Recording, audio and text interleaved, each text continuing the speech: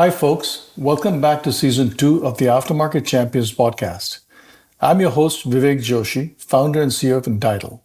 We help equipment manufacturers identify, prioritize, and sell aftermarket and service solutions to their installed base. Insights, our purpose built install based intelligence platform, is used by leading OEMs globally to drive revenue growth and improve customer experience and satisfaction. I'm delighted to be back for another enriching journey into the world of aftermarket excellence. Throughout the season, we'll engage in an insightful discussion with industry leaders, exploring innovative strategies and invaluable insights to propel us forward in the industrial aftermarket sector. So, without further ado, let's embark on this journey together.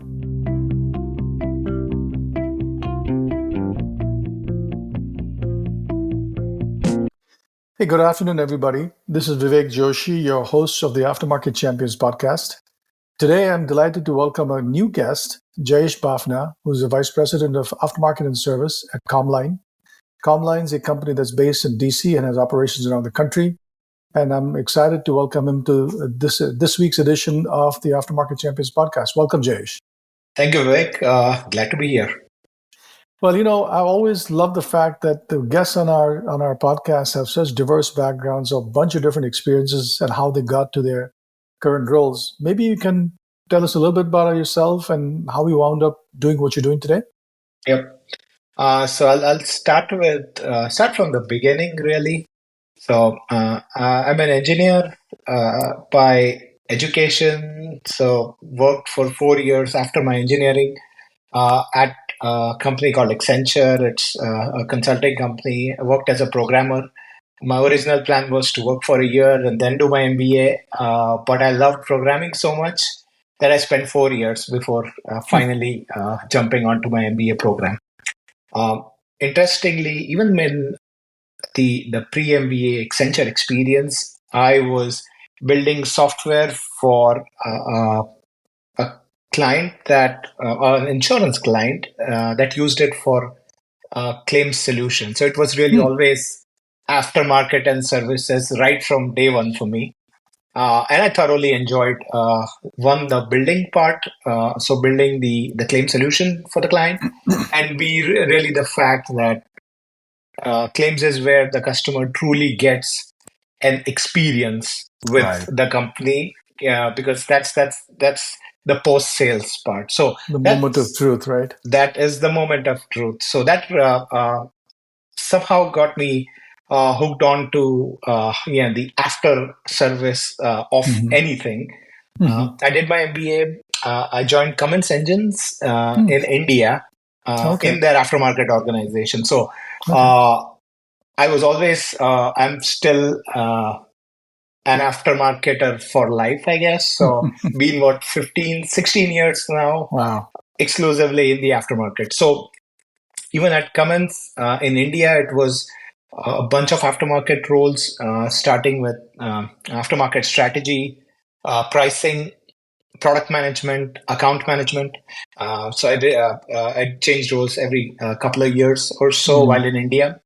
After 6 years, I decided to take up a role here in the US. So Cummins Mm. Inc., based out of Columbus, Indiana, had an opportunity available, so I applied, got into it, and then relocated with my family, and then spent 5 years at Cummins, again in the aftermarket in the product management group, where I ran a big chunk of the aftermarket business. So after that, after running it for about 5 years or so, I decided to switch gears and join Comline. So it was not so much of an intentional move, but more so of a by chance that this opportunity came across.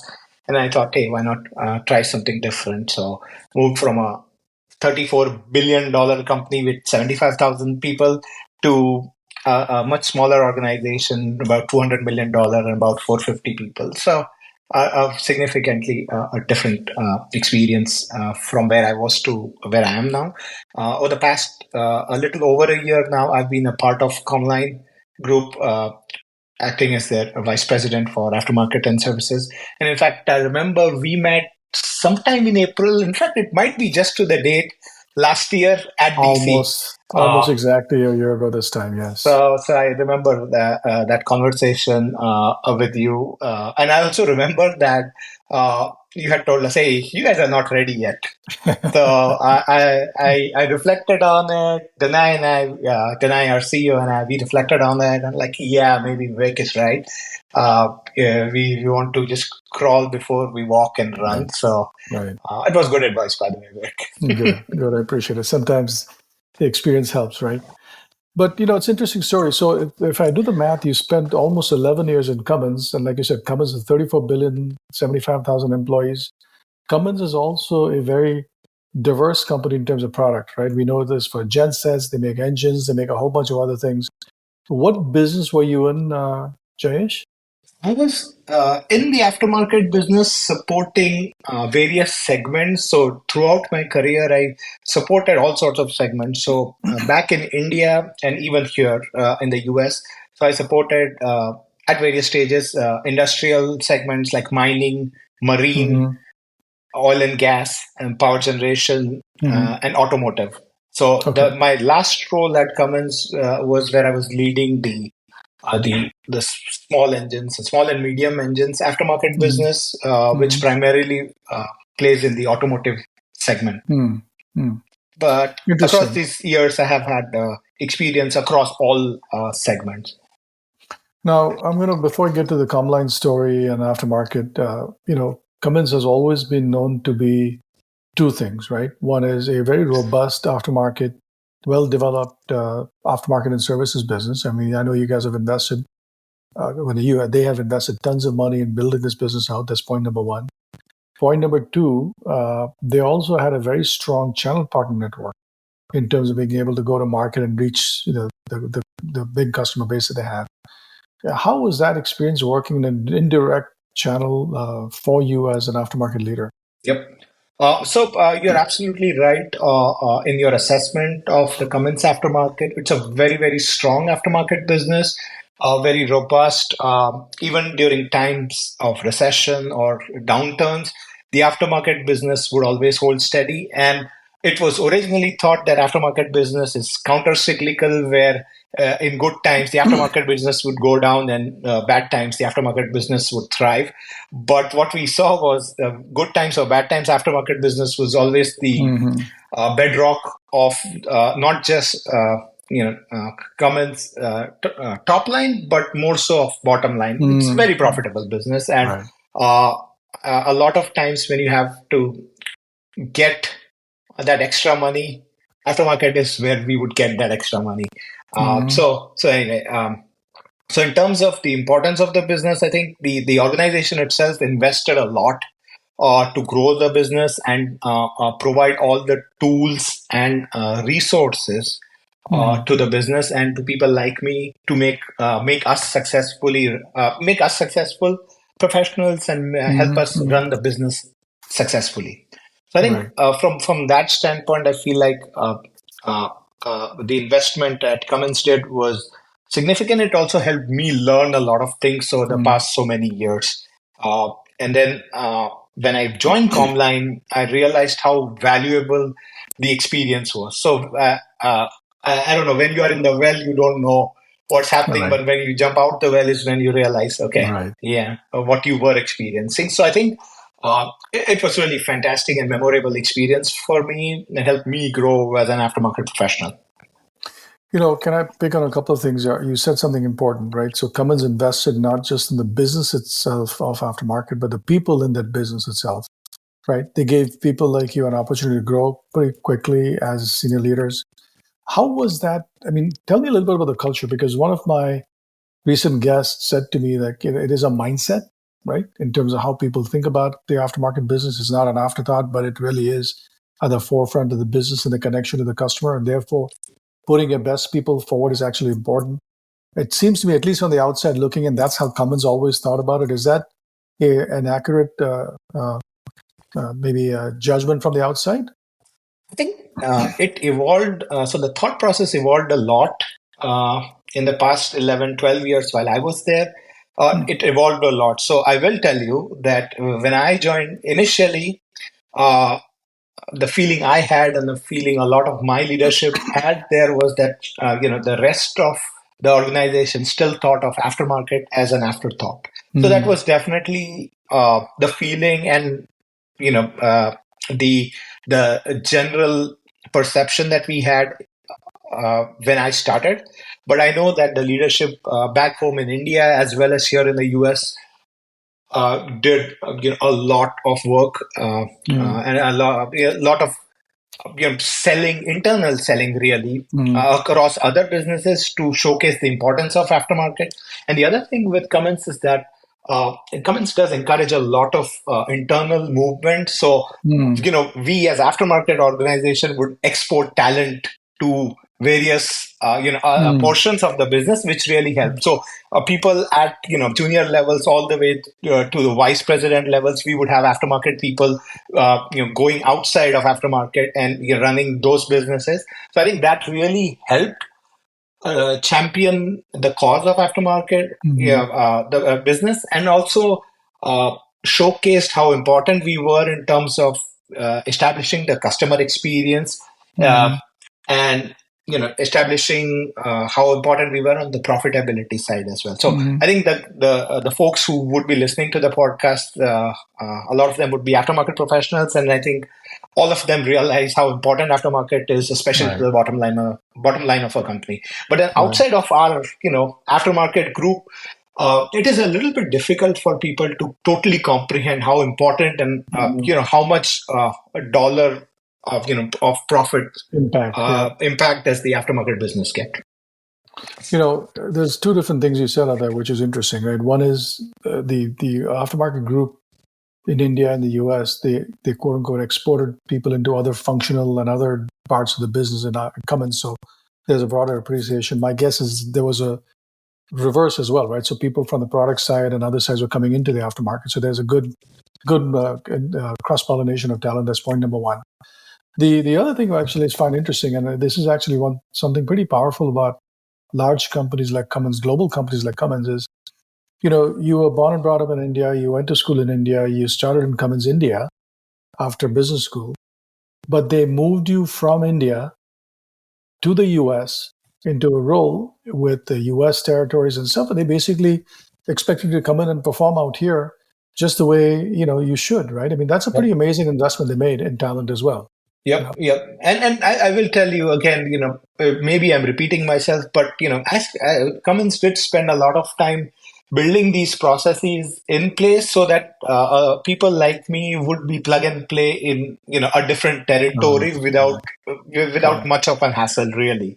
And you come from India as well. So I think the advantage that typically folks from India have is the language. So we speak English, we learn in English. So I think that was also another factor that really helped that move from India to the US. But I definitely credit Cummins a lot for the fact that they really establish a lot of strong processes, and they also encourage a lot of movement. Not just within the business, but within geography. So it's really people somebody in fact, before I was leaving Cummins, I did hire one person from one of our African distributors. It was fully owned by Cummins, but it was he was running the distribution business in one of the countries in Africa. So we imported him from there because of his experience. So I think, and there's so many examples where Cummins would do it very frequently to cross-pollinate. And I think it really helps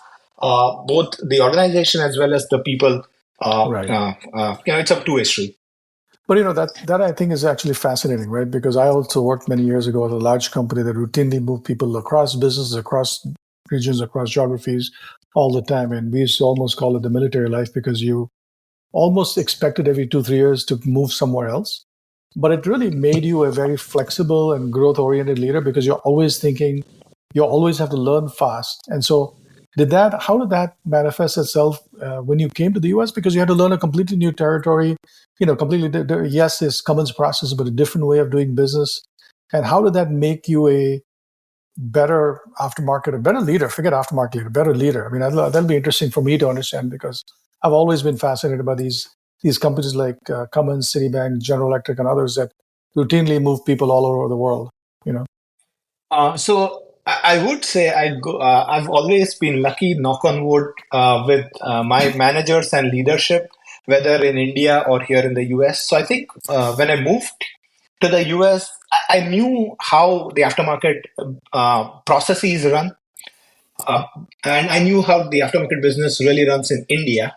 But when Hmm. I came to the US, it was me getting charge of all territories. So all Mm. 195 countries that Cummins plays in, I had responsibilities for the mining and Business, yeah. mining and marine and oil and gas businesses when I came here. So I think the my leadership team really helped me a lot in coming up to speed and helping me understand what were the nuances of doing business in the US and also doing business outside of the US. Now, Hmm. because I had already had experience in India, in a growing economy, part of it really helped me deal with other similar economies. And when I say Mm. similar, not in terms of size, but in terms of, Yeah. say, customer price sensitivity, for example, in Right. Latin America, yeah, it's much more easy for somebody like me to understand what the Right. dynamics were because, again, customers are very price sensitive, very scrappy, very innovative in their Right. ways, in how they use the engines and how they Right. fix the engines and how we sold parts. So I think some of the appreciation, because I was in India, I was able to apply it there. Whereas, when I was dealing with really customers in territories like US or say South Africa, Australia, big mining customers for whom only downtime really mattered. So that was Mm. very different. Where I had significantly different leverage on pricing. Right. And availability really mattered a lot more than being scrappy or being innovative about this because those guys were like, yeah, when I need a part, I need it within 24 Need it. hours. Right. I want my dump trucks and shovels to be running 24/7, 365. So I think to circle back to your question, it was a lot to do with my leadership here Hmm. in the US and the experience that I had from India that helped me quickly grow in a more global business where I was responsible for customers across the entire world. And I'd been all across the world, like all Yeah, yeah, yeah. countries. That's amazing at a young age to get that experience. But I think there's something you said that I've now heard multiple times from people who I interviewed, which is the people around you matter a lot, both above you as the people you report to and the people below slash around you as a supportive network. The other thing you said, which is actually interesting, and I want to bring that forward to your current job, is effectively what you're really saying is that even though I grew up in the Cummins world and Cummins process, there was no one size fits all because I had to think differently for Latin America versus South Africa versus US versus something else. And the ability for you now to have done that gives you a sense of appreciation for not just different cultures with different business practices, different conditions, and you kind of embed that muscle memory, if you may, right, in terms of how you take it forward, right? So now, fast forward to a new job. I know Cummins is a large publicly traded company. Comline is a privately held, private equity owned company.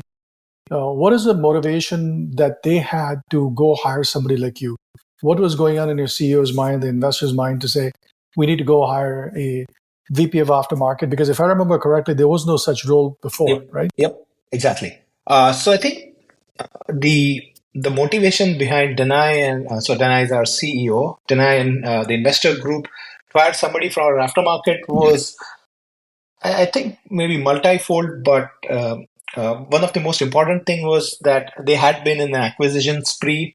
So when I entered, I think they had already acquired 6 or 7 companies on the platform company. So Komline Sanderson is the platform company, but All they right. did end up acquiring 6 or 7 companies. Every business had an aftermarket business inside them, so they needed someone to be able to drive common processes and a common aftermarket related best practices, especially on Mhm. pricing and product management across the board. So they needed somebody who could make that happen because uh, you would know that some of or most of these small businesses they are also very in terms of resources, there's not a lot of people there. So, just a few people do a lot of things. So it's difficult to move people out and help, drive Mhm. that corporate wide actions, which is why they wanted somebody like me to come in and Mhm. drive these,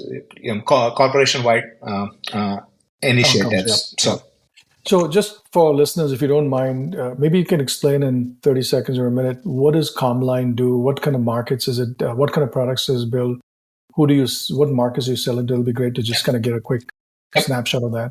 So, Comline is majorly, it's a private equity owned company, but it's majorly involved in providing equipment for separation. So whether it's a solid liquid separation, liquid separation, solid gas separation, etc. So if you think about municipal waste, so that's a good example of a solid liquid separation.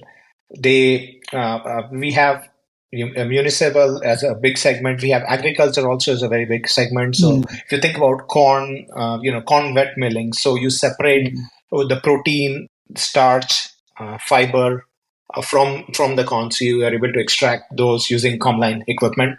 mm, We also have a unit that supports RO or manufactures and deploys RO or reverse mm, osmosis mm. equipment. So that's like on the cleaner side of or Right, cleaning the water side of things. right. We have stormwater as well. So one of our businesses operates in a stormwater side of things. And Mm, then one business operates in the food and beverage side for mm, doing this installations. So, for example, if you think about Coca-Cola or Dasani, all the Coke brands where our business goes and installs piping for those. So mm, mm. it's a lot to do with some of these segments. Usually solid liquid and liquid solid gas separation, but also some of these related Infrastructure behind it. businesses. So Right. when we are looking at when Dana is looking at businesses, I think there's always some commonality of customers and some sort Right. of adjacency that comes with the next business, with the current Right. business. So it's interesting. So you said, first of all, thank you for that. That is a good background for that. So when you think about the aftermarket, like you said, six divisions, six acquisitions, they all had aftermarket in there, right? So the question is, how do you then take that and make it into one? Well, what is, I mean, the last year you spent in really not just coming up to speed, but really organizing the putting the team together, the practices, the processes. What have those priorities been for you? So one of the things that I started working on immediately was pricing.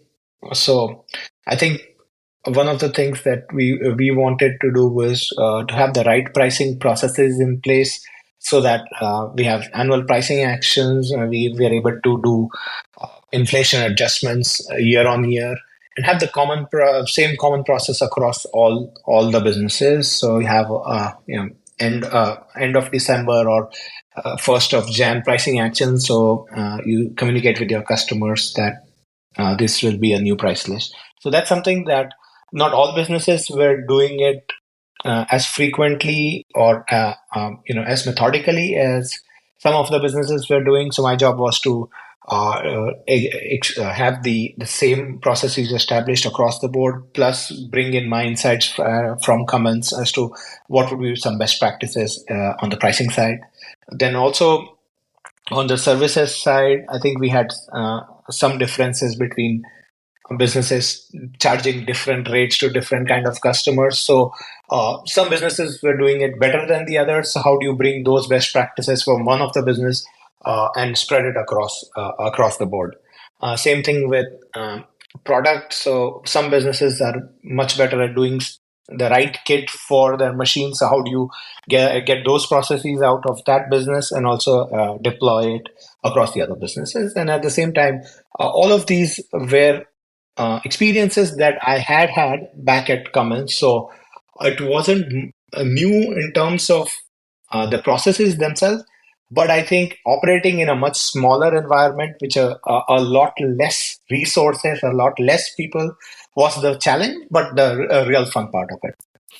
You know, it's fascinating. There's a whole host of harmonization stuff you did, right? So you're making sure that you're not only bringing in best practices from outside, not just Cummins, but there's just general best practices from outside. But even within the 6 divisions, you found different practices and kind of make them the same. Yep. To kind of create a homogeneous organization to some degree, not completely homogeneous, but somewhat homogeneous.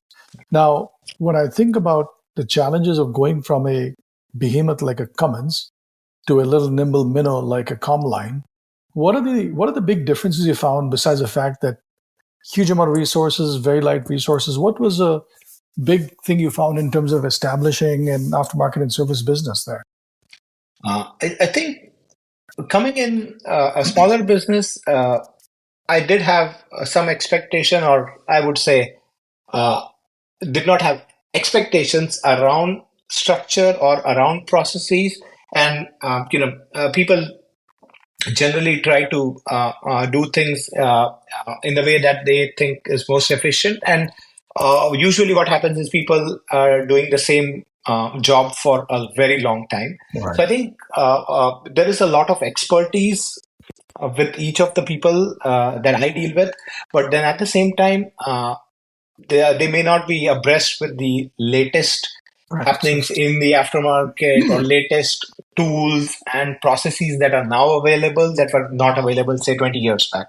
So I think that was one of the biggest things that the teams, again, various businesses were at various maturity levels, but some of them were far more mature in terms of using these new processes and techniques and so forth, and others were still on, say, paper pen way of doing business.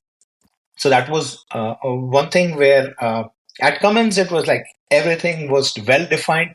You had to run, just run. Here it was the exciting piece was you also get to set how things should work and how what should be the path for each of these, and then make sure that your people are able to adapt to the new way of doing things. So I think a lot of structure versus complete lack of structure and trying to bring that structure, which for me it was super exciting. So I know that a lot of people may not like this complete lack of, and I wouldn't say complete, but general lack of structure or general, resource crunch, if you may. Crunch, yeah. But I think I enjoy it a lot and I thrive it. And again, it also goes back to, folks from India. And again, I guess you can relate to it. I mean, and you probably lived in Mumbai, right? You grew up in Mumbai. So did I.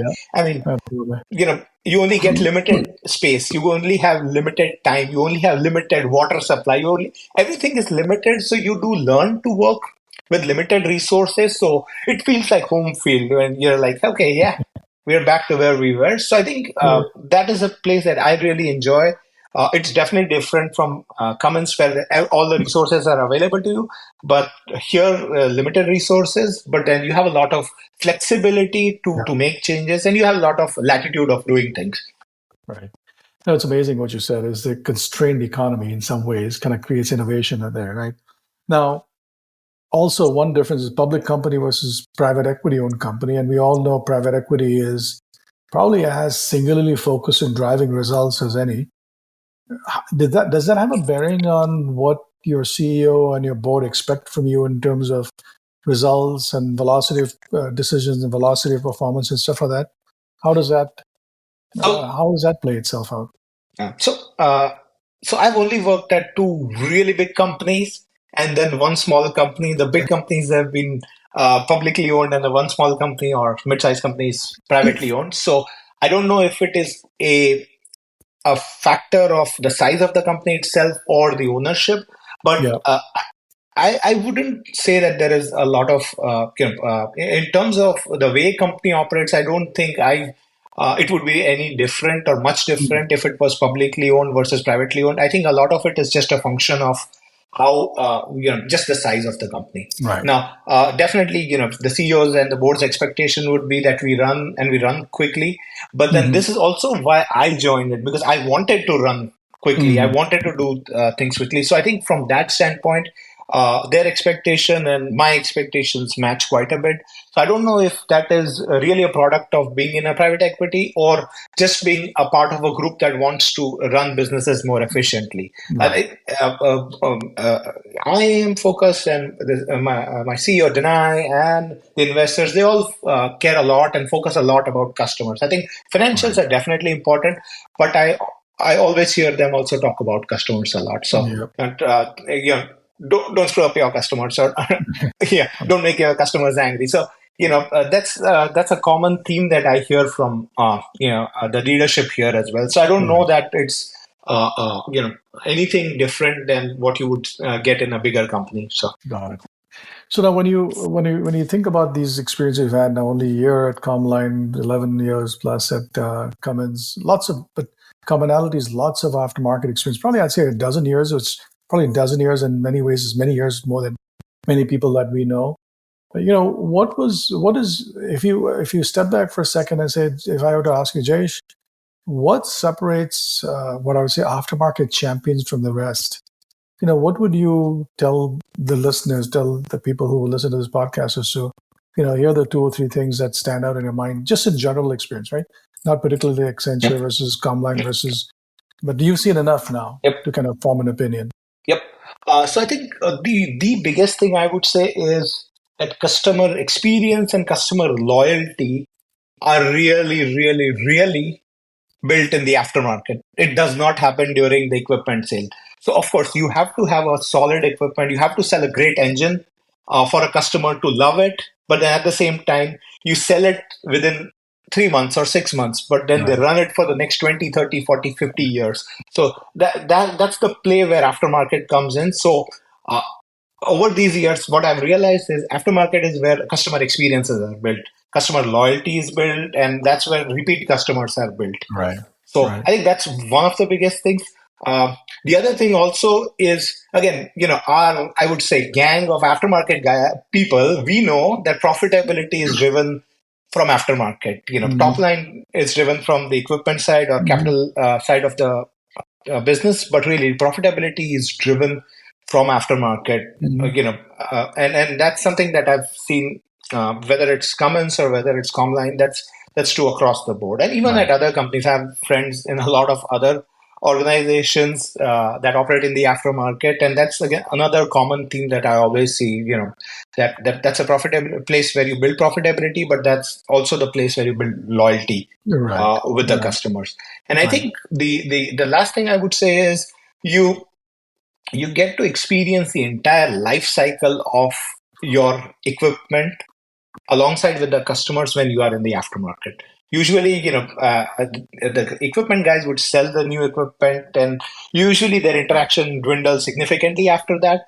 But you are really living with the customer for a long, long time, and it's not just one person, but as a Yeah. group, Yeah. you Absolutely. are living that experience with the customer. What happens at year 0, year 10, year 20, year 30? I'll tell you one of my team, one of my guys at PPAC in New Jersey. I think he spent like 44 years in the In the company, business. Wow. and then the other day he was describing to me that an equipment or a parts request came to him for an equipment that was even older than him, and he's nearing 68, 69 years old. So he's telling me, hey, this guy is older than I am. So it was That's amazing right. just to see how much or what is the latitude of experiences and customer experiences that you get to experience when you are in the aftermarket. So I think just living through the entire life Yeah. cycle of your equipment and with your customer. It's actually something interesting you said that I actually taken away from many people, right? Many of our guests have said the same thing, which is, there's very few places in a company that have the depth and breadth of relationship, really depth of relationship with the customers that aftermarket people do. It's the continuity experiences and making sure the experience is consistent and solid all the way through the life cycle is really important.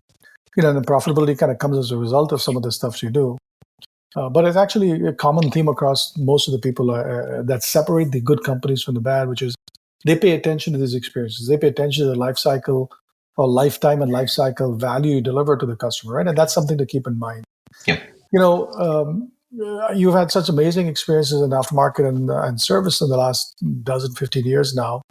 As you look back across the things that you've done so far, right? I love listening to podcasts like you do. Yeah, I always ask this question from that my favorite podcaster, Guy Raz, asks his guests, right? If you look at your career of the last 15 years plus, 15, 20 years, Jayesh, how much of your success, because you've achieved some pretty good success so far, how much of it do you ascribe to luck? And how much of it is just because you're just, you know, smart and, uh, better talented than most of the people there, right? What's your take on things there? Uh, by the way, I love Guy Raz as well. I mean, I listen to all his podcasts. Like, yeah, he is amazing. Yeah. And I kind of knew this question was coming because I know you like Guy Raz as well. Yeah. So I'll tell you. I think it's I don't have a percentage, but I would say I've been luckier than talented. That's something I would tell you. It's whether it was at Cummins in India or whether it was Cummins here in the US and then to Comline. I feel like I was in the right place at the right time a lot of times. So that helped me get into to the opportunities that I got a chance to. So I think a lot of it was definitely just being there Yeah. at the right place at the right time, and I've had really good mentors and good leaders all over all across my career, whether it was back in Accenture or at Cummins and even at Comline now. I've always had really good mentors and a Mm, really good set of people that I worked with. So my network has always really helped me right. connect to various opportunities over time.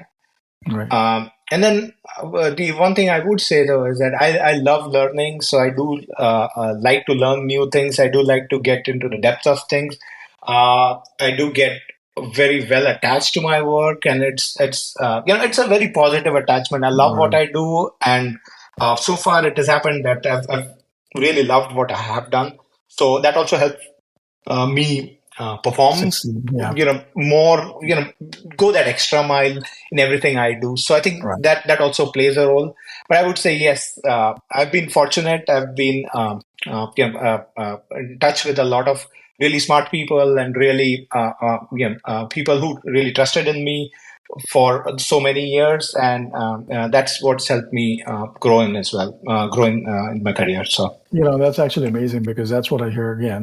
More people than not ascribe being in the right place at the right time, being surrounded by people who give you the chance to go succeed, and then your innate drive that makes you different and take advantage of being in the right place at the right time. So that's really good. It's so good to hear. So, Jayesh, I really appreciate this discussion. It's been fascinating. Again, I think you're one of the first people I've talked to who had such diverse size-wise experiences in terms of companies, global from India to here. And so it's actually great to kind of get your perspective on it. And it's been fun conversation. So thank you for being a guest today. I appreciate your time today. Thank you, Vivek. I had a great time, as always, chatting with you. Thank you so much. Thank you.